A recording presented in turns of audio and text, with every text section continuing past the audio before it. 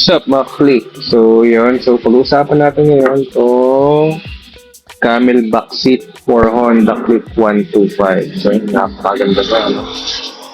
Ayan, nabili ko to sa Shopee.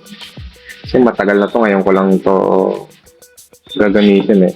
So, yun. Hindi natin siya na-unbox. Ito na napakita sa inyo. Pero, ito is nagkakahalaga siya ng 1.8. I think may voucher pa ako noon eh. Alam ko 2,000 plus to. Pero may voucher ako. So, 1.8 na lang siya. Basta around ganun yung price niya. So, basta 1.8 ko siya nabili. So, kita niyo naman, no? Napakaganda. Ang bili ko pala is black carbon. Kung makita niyo. Maganda siya, guys. Medyo makapal naman yung tela niya. Matibay. Hindi naman yung mukhang tinipid. Saka, pinaka nagustuhan ko dito, ito. Yung sa back ride, tsaka yun. Sa back ride ito. Parang hindi siya dumudulas, no? Tapos, meron ding sandalan yung press mo dito. So, naka-M siya ng click. Dito sa may bandang OBR, no? OBR side is meron siyang matigas na carbon plastic. So, tapos ito napakalambot. So, yan. Iwasan nyo lang sigurong pakalmot to sa pusa, no? Kasi pagka nakalmot to ng pusa, mahirap to palitan. Siyempre, tatanggalin pa tong sapin na to. And I think pati ito papalitan. Sayang naman. Napaganda na. Kaya nga natin binili dito, di ba? Para dito. Sa cover niya. Nanulgan pa. Naka-emboss.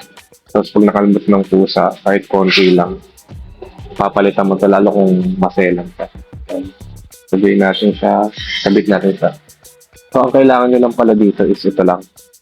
Yung long nose. Ito yung pang tanggal nyo dun sa may kawit. So, tara, kabit natin.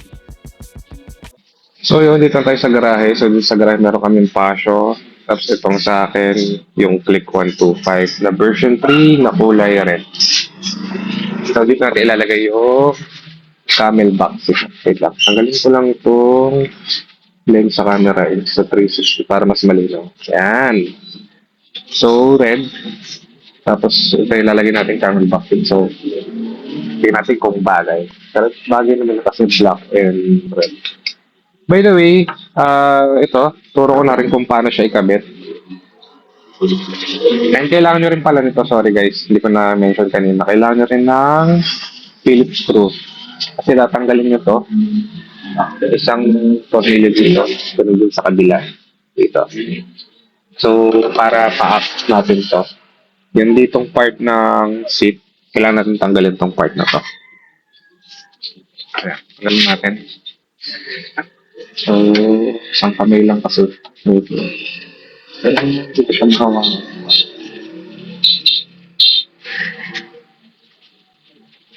Tanggalin natin siya.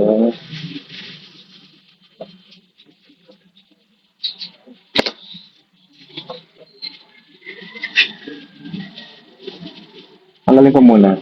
Pakita ko na sa inyo mamaya. So yun, natanggal ko na yung tornilyo. Hindi ko pa siya tinanggal para mapakita ko sa inyo kung paano siya tanggalin. Actually, madali lang naman siya. Ano?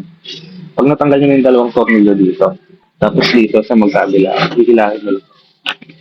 Tapos baba nyo lang to. Upuan. Para matanggal nyo na to. Yan. Diba? Ganun lang siya kadali. So, kahit baguhan kayo sa pagmumotor, kayang-kaya nyo rin. Yan. Tapos kaya ako sinabing kailangan ng long nose kanina kasi ito yung tatanggalin natin yung lock dito. Ano kung nakita nyo? Focus natin. Meron kasing lock to eh. Part na to. Dito siya.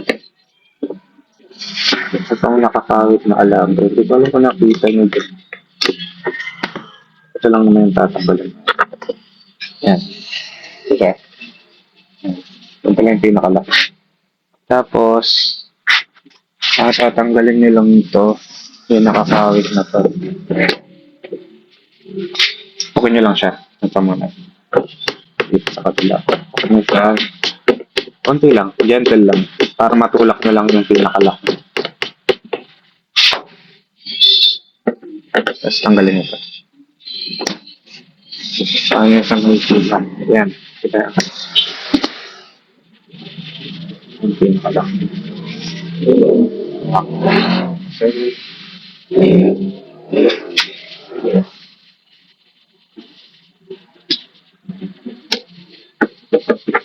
Yun.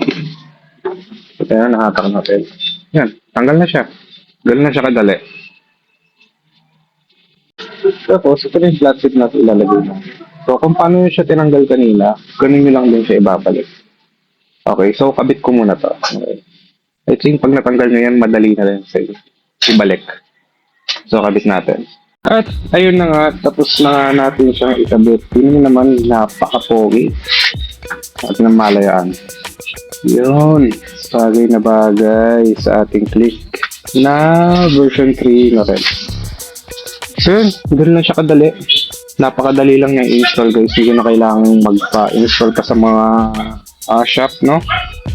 Kasi kung magpapa-install kayo, I think mababa yung 50 or 100, 150. Ganyan yung range niya.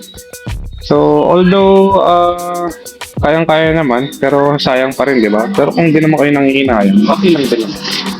Okay lang din ang ipakabit niya. Pero yun, kung i-DIY niyo, madali lang din naman ito. Diba? So, yun lang naman. Thanks for watching. Kung nagustuhan mo, subscribe ka naman.